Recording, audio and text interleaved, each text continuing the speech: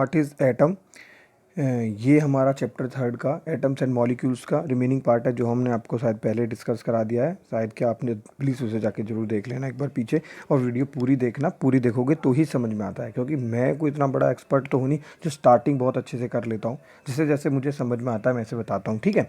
Maths के सारे videos ज़रूर देख लें, साइंस देखें ना देखें आपकी इच्छा है, पर मैथ्स प्लीज़ प्लीज़ ज़रूर देख लें, वो बहुत ज़रूरी है। पूरा वीडियो देखें, स्टार्टिंग से ही देख के मत छोड़ दें कि भाई ये तो कुछ अच्छा नहीं बन रहा है। प्लीज़ देखें पूरा, है ना, ठीक है।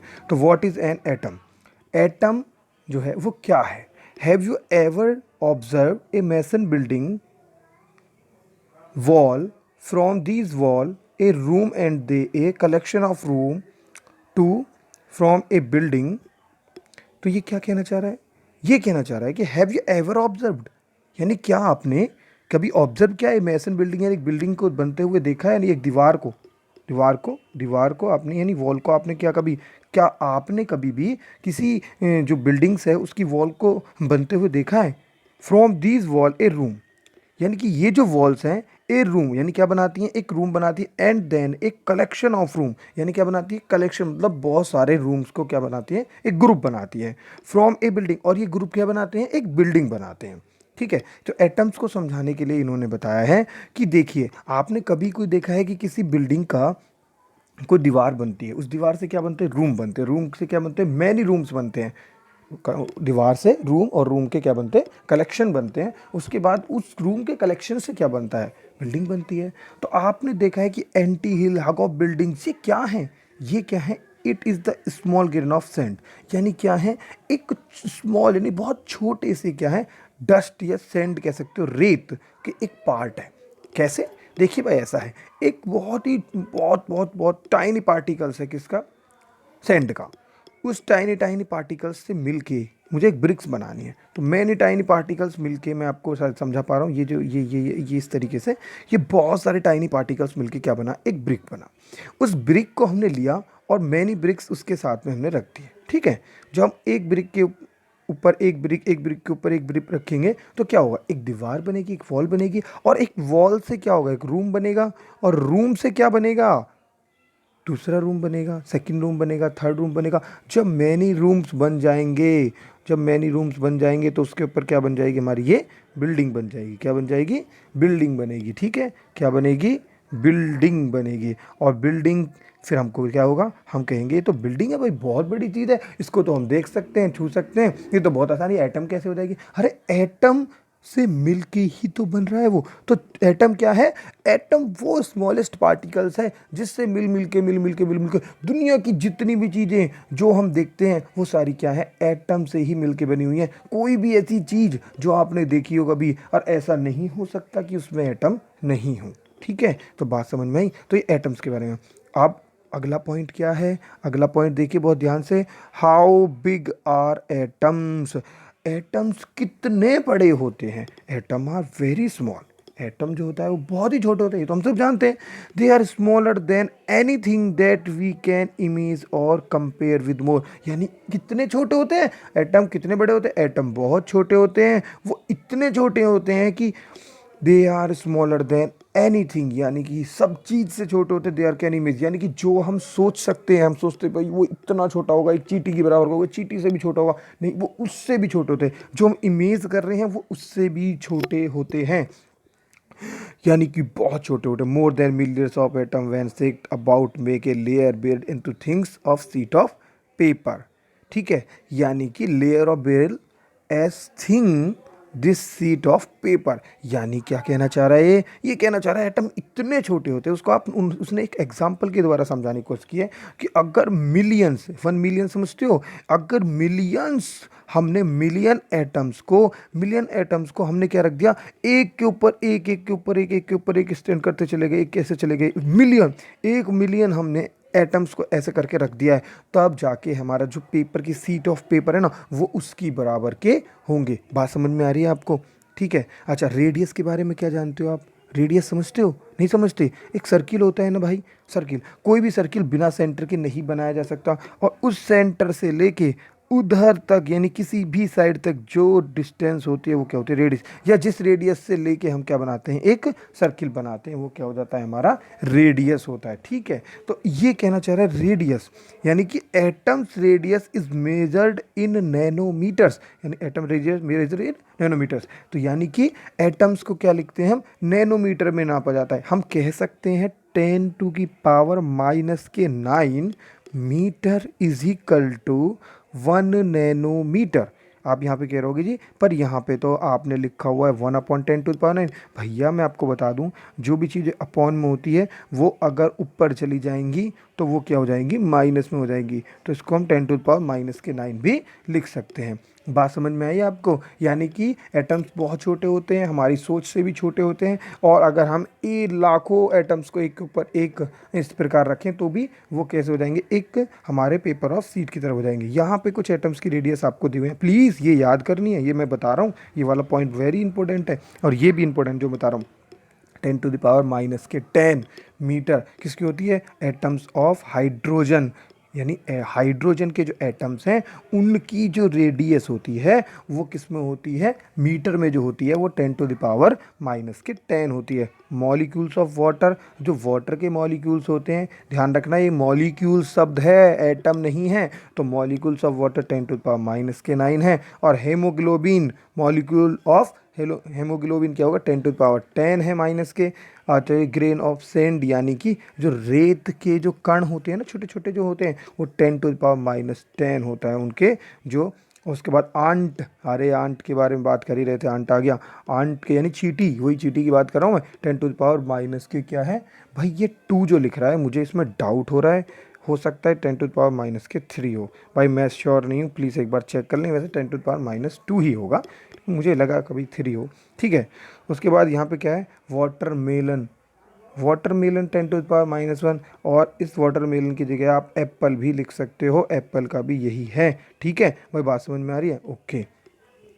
अब बात कर लेते हैं क्या ऊपर लिखा हुआ है, we might think that if atom are so insignificant in size why should our care about them, यानी कि हम क्या मान सकते हैं बाबू, मैं इसका मीन्स बता रहा हूँ, अगर आपको पढ़ने में मेरा सेंटेंस सही नहीं लग रहा है तो प्लीज़ आप इसे कर लें सही, जिसको जैसा पढ़ना है। ठीक है, तो इसका मीन्स होता है बहुत ही कम, यानी कि ना के बराबर।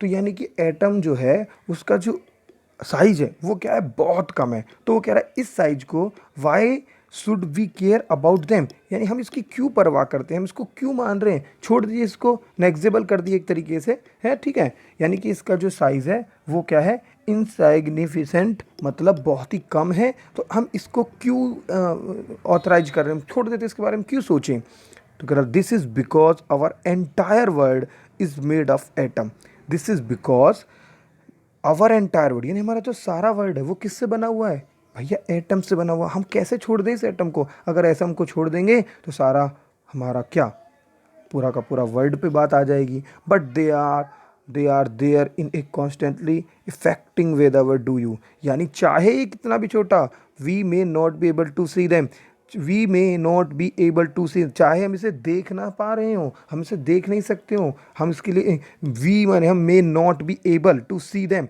यानी हम इसे देख नहीं सकते, but they are there is and constantly affecting whether और डू, यानी कि हमें लगातार क्या करता रहता है, हमको इफेक्ट करता रहता है। Through modern techniques we can now produce to magnify image of surface of element showing atoms, यानी कि मॉडर्न टेक्निक्स है उसके अकॉर्डिंग इसको हम क्या कर सकते हैं, देख सकते हैं। यहाँ हमें जो दे रखा है वो दे रखा है सिलिकॉन, दे रखा है image of surface of silicon की हमको इमेज दे रखी है, इसमें हमको एटम्स से ये पॉइंट पॉइंट जो दिख रहे हैं वो एटम्स के दिख रहे हैं। ठीक है, आगे पॉइंट पे चलते हैं। कुछ वर्ड्स में भाई कन्फ्यूजन हो जाए तो माफ़ी चाहता हूँ, क्योंकि एक तो फ़ॉन्ट संभालना और ऊपर से ये करना थोड़ा सा मुश्किल हो जाता है, फिर भी देखें।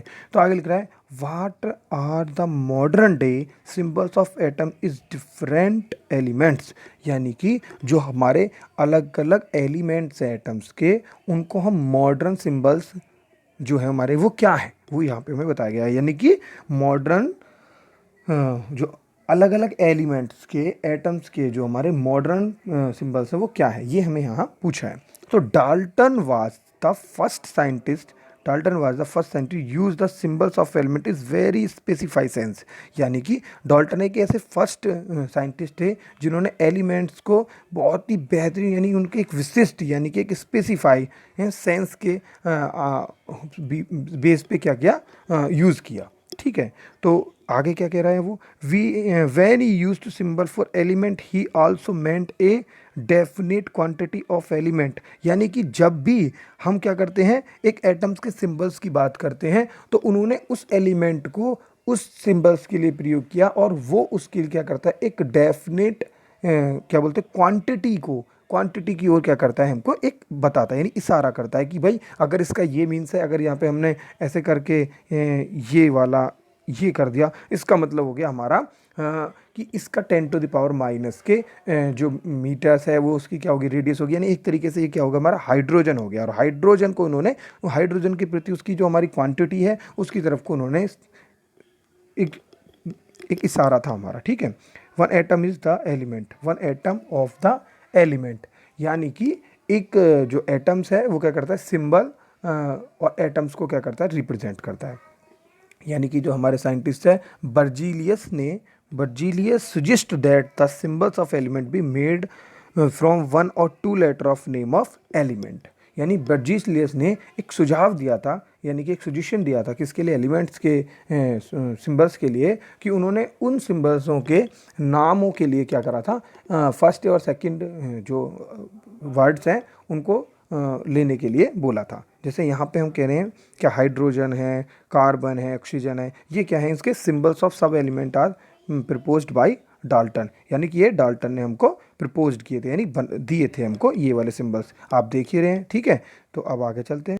आगे ये पॉइंट है मैं आपको ये बताना ज़रूरी समझा इसलिए बता रहा हूँ ये पॉइंट यहाँ से IUPAC यानी international union of pure and applied chemistry, ये नाम भी याद रखना IUPAC का full form approved name of element main, यानी क्या करती है अप्रूव्ड करती है। अगर कोई नाम हम बोल दें कि भाई इसका नाम ये रखना है तो ऐसा ही नहीं कि किसी को बोल दिया तो वो हो जाएगा, उसको क्या करता है एक बाकायदा एक फॉर्म बनी हुई है जो उसको अप्रूव्ड करती है, इसका नाम है IUPAC। ठीक है, many of symbols are the first one or two letters of element name in English, यानी बहुत सारे जो एलिमेंट्स हैं उनके जो नेम है वो फर्स्ट और टू क्या है लेटर से बने हुए इंग्लिश के लेटर से। The first letter symbols always written the capital letter and the second letter is the smaller, यानी फर्स्ट लेटर हमारा कैपिटल होता है एंड सेकंड हमारा स्मॉलर लेटर होता है। ठीक है, फॉर एग्जाम्पल यहाँ पे नीचे दिया हुआ हाइड्रोजन, एल्यूमिनियम, तो इन्होंने एक एग्जाम्पल भी हमको दे के दिखाया जो समझाया ताकि और समझ में आ जाए कि हाइड्रोजन और एल्यूमिनियम को AL लिखा जाएगा यानी AL लिखा जाएगा, ना कि AL लिखा जाए, ऐसा नहीं लिखा जाएगा। ठीक है, तो यानी कैपिटल में लिखा यानी कोबाल्ट को CO लिखा जाएगा, कैपिटल CO नहीं लिखा जाएगा। ठीक है, बात समझ में आई। और आगे क्या बताया इन्होंने, यहाँ पे इन्होंने एक बात और क्लियर की, वैसे भी आपको ही पता होना चाहिए कि कुछ लेटर्स तो हमारे इंग्लिश में बहुत ही सिंपल है लेकिन कुछ क्या है ग्रीक है, ग्रीक समझते हो, ग्रीक में जर्मनी के लेटर की उनकी लैंग्वेज के अकॉर्डिंग है तो वो हमारे यहाँ भी ऐसे ही एक्सेप्ट कर लिए गए हैं। जैसे कि मैं बताऊँ आयरन है, आयरन को FE लिखा जाता है जबकि आयरन है I से शुरू होता है तो I कुछ करके नाम होना चाहिए, लेकिन नहीं, क्योंकि लैटिन में इसका नाम क्या है फेरम है। क्या है इसका नाम, लैटिन के अकॉर्डिंग जो है इसका नाम जो है वो तुम्हें दिख ही रहा है क्या है फेरम है, तो फेरम के अकॉर्डिंग यहाँ पे FE आना चाहिए इसीलिए इन्होंने FE ही यूज़ किया है। आगे चलते हैं, यहाँ पे क्या है सोडियम के लिए वो Na यूज़ होता है जबकि SO करके कुछ यूज़ होना चाहिए था जबकि Na यूज़ होता है क्योंकि इसका जो नाम है वो ग्रीक में क्या है नेट्रियम है। क्या है नेट्रियम, देखो यहाँ पे लिख रहा है नेट्रियम। अब पोटेशियम का क्या है K आता है, पोटेशियम को हम जब कभी भी सिंबल्स में रिप्रेजेंट करेंगे तो क्या करेंगे K लिखेंगे, क्योंकि K क्यों लिखेंगे क्योंकि उसका नाम जो है ग्रीक में कैलियम है। क्या है कैलियम, देखो यहाँ पर लिख रहा है ना कैलियम, तो इसी वजह से कुछ हमारे जो नाम है वो पीछे से भी हमको एक्सेप्ट किए हुए हैं ग्रीक में। तो यहाँ पे बाबू ये एल्यूमिनियम आर्गन यहाँ पे दिए हुए हैं सिल्वर सल्फर यूरेनियम जिंक के बारे में, तो प्लीज़ इन्हें एक बार आप अच्छे से देख लेंगे। ठीक है, ये स्क्रीनशॉट ले सकते हैं चाहे इसका, नहीं तो आप देख सकते हैं, मैं PDF तो भेज ही दूंगा, ये वाला आप कॉपी कर लेंगे ज़रूर। ठीक है, यानी एटॉमिक मास के बारे में मैं आपको ज़्यादा तो नहीं बताऊंगा फिलहाल, मतलब वैसे तो समझा सकता हूँ लेकिन जो डेफिनेशन यहाँ पे दी हुई है थोड़ी सी कॉम्प्लिकेटेड है, मुझे लगता है इस चांद में ज़्यादा अच्छे से दी हुई है, यहाँ पे थोड़ा सा NCERT में ठीक नहीं है, फिर भी मैं बताता हूँ the most remarkable concept the Dalton, the most remarkable concept the Dalton's atomic theory proposed was that of the atomic mass. यानी डाल्टन के जो एटॉमिक मास में सबसे ज़्यादा जो इम्पोर्टेंट थी वो क्या थी, atomic mass theory. According to him, यानी उनके अनुसार, क्या उनके अनुसार, each element had a characteristics atoms mass, यानी कि उनके अनुसार हर किसी एटम्स के पास एक अपना क्या होता है, एटॉमिक मास होता है। The theory could explain of law of constant proportion as well, यानी कि उनकी जो नियम था, एक नियम था ना, उनका एक रूल था। क्या रूल था उनका, जो लॉ था, constant proportion as well. The scientist were promote to measure the atomic mass of atoms, यानी उस रूल की वजह से, उस लॉ की वजह से साइंटिस्ट क्या हुए, उसकी तरफ क्या हो गए, एटम्स को मेजर करने के लिए मतलब प्रेरित हो गए। प्रेरित सब सही है ना, हाँ, प्रमोट हो गए, ठीक है। Since the determine the mass is individual atom is relative difficult task, लेकिन ये करना बहुत आसान नहीं था, ये बहुत ही मुश्किल काम था। इसलिए क्या करा उन्होंने, वे determine using the law of chemical combination of the compound form, यानी कि इसके लिए उन्होंने क्या करा, एक केमिकल्स रूल्स की वजह से उन्होंने एक इसका जो मास को फाइंड आउट किया, ठीक है। तो ये एटॉमिक मास के बारे में छोटा सा कॉन्सेप्ट है, नीचे इसके बारे में डिटेल्स में दे रखा है, तो आप एक बार पढ़ लेंगे भाई, ठीक है। लेकिन इतना जरूर पहला वाला लेक्चर देखा है तो ठीक है, नहीं तो ये वाला पॉइंट आपको पहले से पता है। हाउ टू एटम एग्जिस्ट, यानी एटम किस प्रकार एग्जिस्ट, यानी कि अपने फॉर्म में रहता है, अस्तित्व अपने कंडीशंस में कैसे रहता है। तो atoms is the most element are not able to exist independently. मैंने आपको पहले ही बहुत अच्छे से बताया था कि इंडिपेंडेंट में भैया ये सर्वाइव नहीं करेंगे, क्योंकि ये एक ईंट है, एक ब्रिक है, इसको उठा के कोई भी ले जा सकता है, इसलिए इंडिपेंडेंटली नहीं रहेंगे। Atom for molecules and ions, यानी एटम्स क्या बनाते हैं, यानी कि मॉलिक्यूल्स और क्या करते हैं, आयंस को। द मॉलिक्यूल्स और ion agreed in large number of form matter they we can see, feel और टच। और ये दोनों मिलके, कौन कौन, मॉलिक्यूल्स एंड आयन मिलके क्या, यानी कि आयंस जो मिलके क्या बनाते हैं, एक मैटर बनाते हैं जिसको हम क्या कर सकते हैं, देख सकते हैं और टच कर सकते हैं, ठीक है। तो यहाँ पे क्वेश्चंस हैं आपके, define the atomic mass unit और not able to see to atom naked eye, ये कुछ बातें हैं जो आपको पता होनी चाहिए। अहो, अगला वाला पॉइंट बहुत अच्छा है। What is molecules, what is molecules. Molecules मैं आपको पहले ही बता चुका था, यानी कि वो वाली चीज़ जो ब्रिक्स है, ब्रिक्स नहीं सॉरी, वॉल है, जिसको हमने बोला था अणु। हिंदी में कोई ज़रूरी नहीं है अणु की आपको लिखने की, लेकिन मैं आपको बता रहा था इसलिए।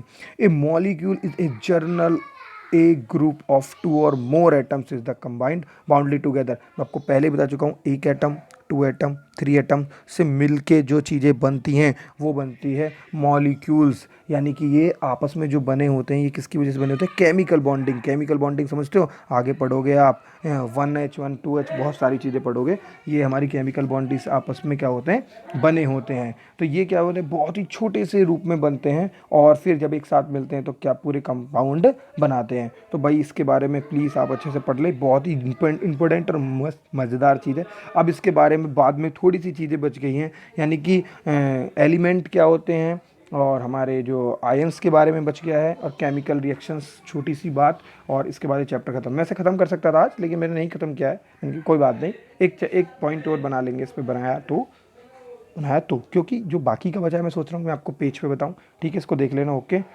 बाय।